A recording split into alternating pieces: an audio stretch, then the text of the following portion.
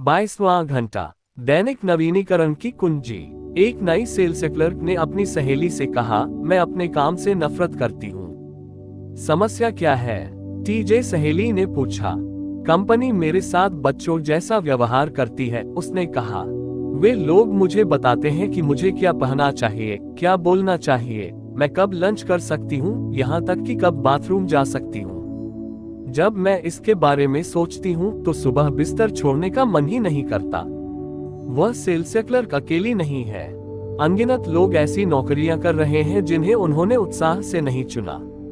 वे ऐसे लोगों के अधीन काम कर रहे हैं जिन्हें वे मूलतः पसंद नहीं करते, और उनका पाला अक्सर ऐसे ग्राहकों से पड़ता है जिन्हें वे दोस्त के रूप में कतई पसंद नहीं करेंगे। जो लोग फैक्ट्री, रिटेल सेल्स, रेस्तरां और दर्जनों अन्य क्षेत्रों में नौकरी करने जाते हैं, वे दैनिक प्रेरणा की समस्या का सामना करते हैं। बाकियों के लिए दैनिक प्रेरणा की समस्या और भी गंभीर है। उस औरत के बारे में सोचें जिसने अपनी नौकरी छोड़कर एक स्थानीय एंटीक स्टोर शुरू किया, या उस आदमी के बारे में जो अपने दम पर पुरानी कारों के एक छोटे लॉट पर काम कर रहा है। जो लोग स्वरोजगार का चुनाव करते हैं, उनकी दुविधा तो और भी ज्यादा होती है। अगर वे बीमार हो गए तो क्या होगा? अगर वे दोपहर तक सोते रहे तो उनके बिलों का भुगतान कैसे होगा? उनकी दैनिक प्रेरणा उनके बिजनेस की सफलता या असफलता को तय कर सकती है। लोगों का पेशा या दैनिक काम चाहे जो हो, वे एक ही सवाल पूछते हैं, मैं कैसे मुकाबला कर सकता हूँ?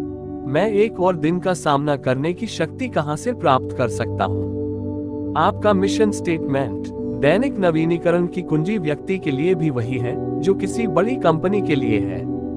दोनों को ही यह सवाल पूछना चाहिए और इसका जवाब देना चाहिए, मेरा मिशन स्टेटमेंट क्या है?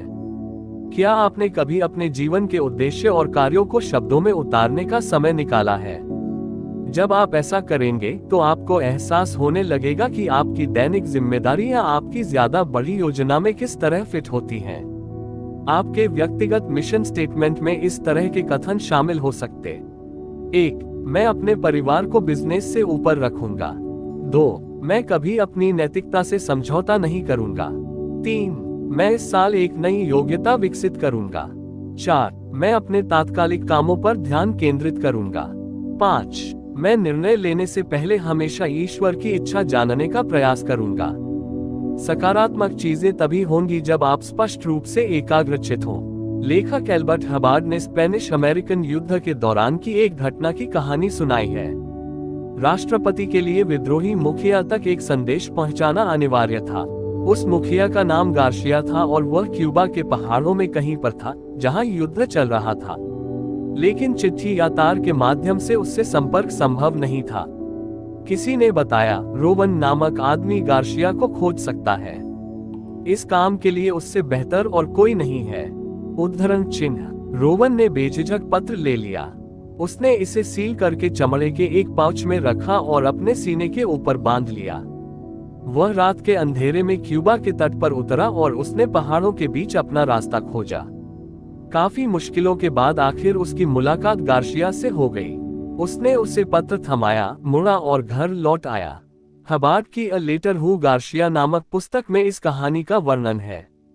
यह उन लोगों के लिए एक प्रेरणा है जो कड़ी मेहनत को महत्व देते हैं।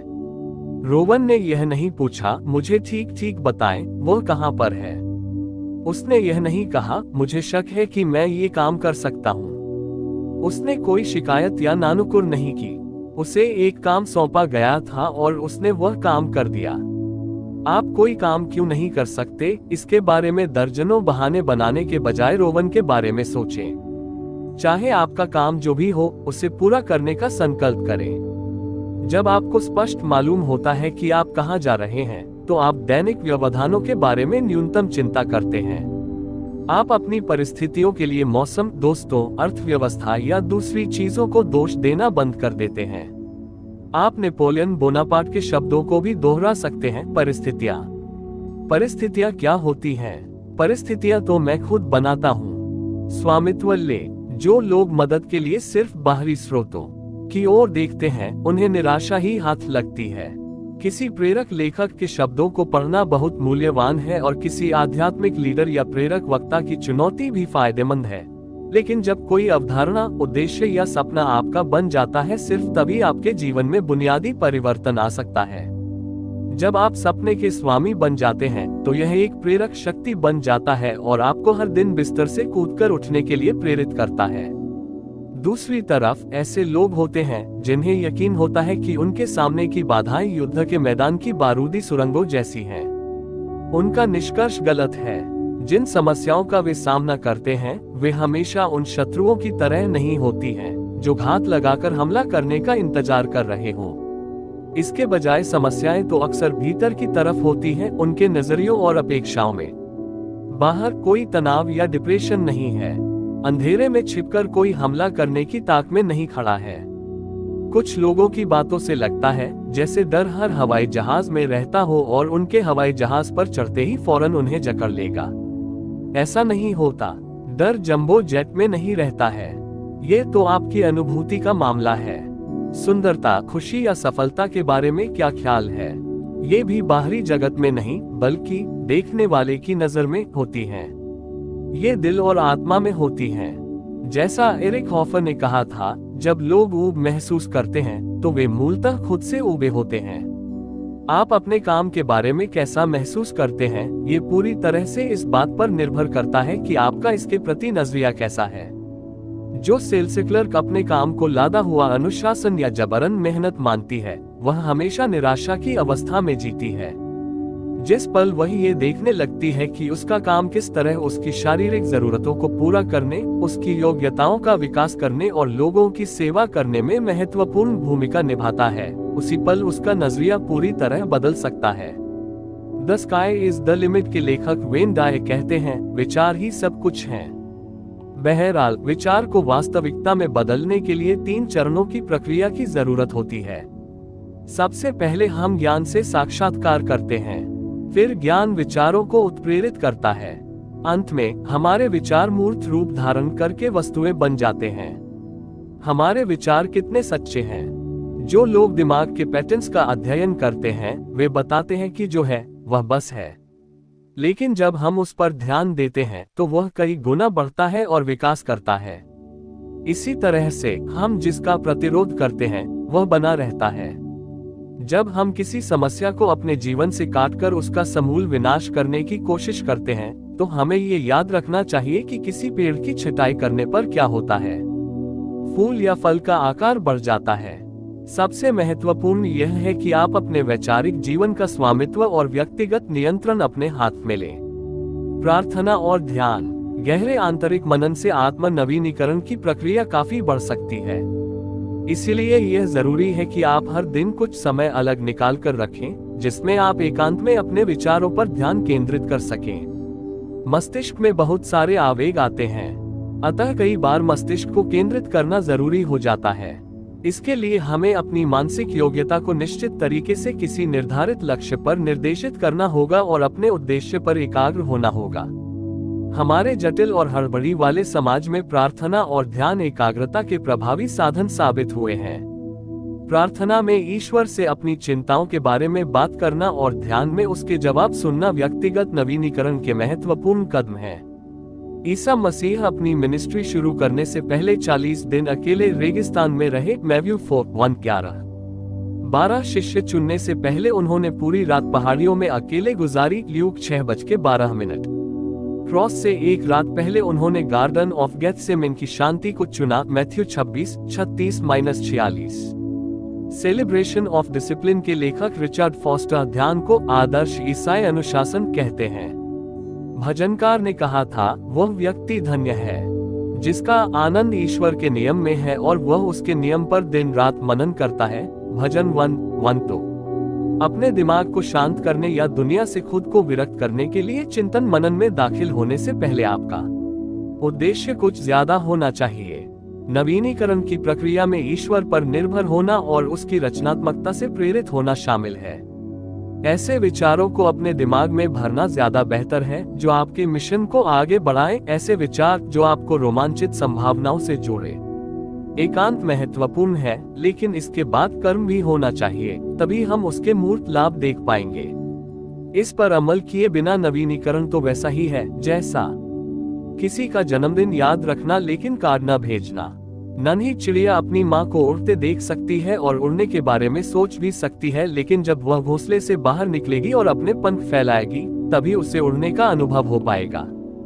जो लोग दैनिक नवीनीकरण का महत्व जानते हैं वे अपने लिए जो सबसे कारगर चीज है उस पर ध्यान केंद्रित करते हैं।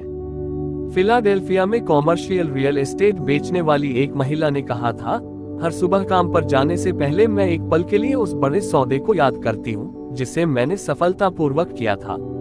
फिर मैं बाहर जाकर उसे दोहराने की कोशिश करती हूँ। एक सफल लेखक ने एक बार स्वीकार किया था कि टाइपराइटर पर खाली कागज देखने से उसे सबसे ज्यादा दहशत होती है। उसने इस समस्या को सुलझाने के लिए एक योजना बनाई। हर रात लिखना बंद करने से पहले वह टाइपराइटर में एक कागज फंसा देता था और उस पर एक वाक्य अधूरा छोड़ देता था। अगली सुबह वह सबसे पहले उस वाक्य को पूरा करता था। जल्दी ही वह अपने लेखन में पूरी तरह तल्लीन हो जाता था और एक उपयोगी दिन के लिए तैयार हो जाता था। कई लोग पुरानी चीजें नए तरीकों से करके जान समझकर अपनी रचनात्मकता को बाहर लाने की कोशिश करते हैं। जैसा विलियम डैनफोर्थ ने कहा था, आलसी मस्तिष्क का सबसे अच्छा इलाज इसकी दिनचर्या में व्यवधान डालना है। दोबारा शुरू करना एक सफल सेल्समैन का प्रेरणा पाने का एक और तरीका था। जब उससे पूछा गया कि उसे इतने सकारात्मक परिणाम कैसे मिले तो उसने कहा, मैं हर रात सोते समय खुद को बताता हूँ कि मेरी नौकरी छूट गई है और कल मुझे दोबारा शून्य से शुरुआत करनी होगी। उसने स्पष्ट किया कि वह ऐसा इसलिए करता था क्योंकि नई नौकरी में इंसान हमेशा अपना सर्वश्रेष्ठ प्रदर्शन करता है। हेनरी डेविड थोरो सुबह कुछ देर तक बिस्तर में लेटे लेटे खुद को सारी अच्छी बातें बताते थे जिनके बारे वे सोच सकते थे, जैसे ये कि उनके पास एक स्वस्थ शरीर था, उनका मस्तिष्क चौकस था, उनका काम दिलचस्प था, भविष्य उज्जवल दिख रहा था और बहुत से लोग उन पर भरोसा करते थे। फिर वे एक नए दिन का सामना करने के लिए उठते थे और उनके सामने की दुनिया अच्छी चीजों, अद्भुत लोगों और रोमांचक अवसरों से भरी होती थी। अपना दिन शुरू करने से पहले उत्साह जगाकर थोरो ने सफलता के लिए अपना एजेंडा तय कर लिया। दैनिक नवीनीकरण अपने आप नहीं होता, इसके लिए विचार और कर्म की जरूरत होती है। जब आप अपनी जिंदगी के मिशन की बड़ी तस्वीर बना लें, तो आप हर दिन इस दिशा में कुछ करने के लिए तैयार हैं। इसका एक सरल तरीका इस सकारात्मक संकल्प के साथ शुरू करना है, आज मैं ये काम करूंगा। आप अपने इरादे को मन में सोच सकते हैं या जोर से भी बोल सकते हैं। आज मैं एक नया दोस्त बनाऊंगा, या आज मैं एक समस्या खोजूंगा जिस पर मैं मुस्कुरा सकूं और उसे सुलझा सकूं। जब आप अपनी दिनचर्या में बढ़े तो खुद को लगातार याद दिलाते रहें कि आप अपने उद्देश्य पर अमल करने वाले हैं। अमल करना गोल्फ, टेनिस और जिंदगी हर क्षेत्र में काम करता है। फिर हर रात सोने से पहले आप ये कह सकेंगे, मैंने अपना सर्वश्रेष्ठ काम किया। उद्धरण चिन्ह। रचयिता ने वसंत का मौसम हमें ये बताने के लिए दिया है कि हमारा नवीनीकरण हो सकता है। यही वह समय है जब हमारे चारों ओर फूल और पौधे खिल उठते हैं। जानवर अपनी ठंड की खोल उतारकर शीतनिद्रा से बाहर निकल आते हैं और नई संतति को जन्म देते हैं। बहरहाल, आपके और मेरे लिए वसंत का मौसम हर साल नहीं बल्कि हर दिन आना चाहिए। ये हमारा दैनिक अनुशासन होना चाहिए।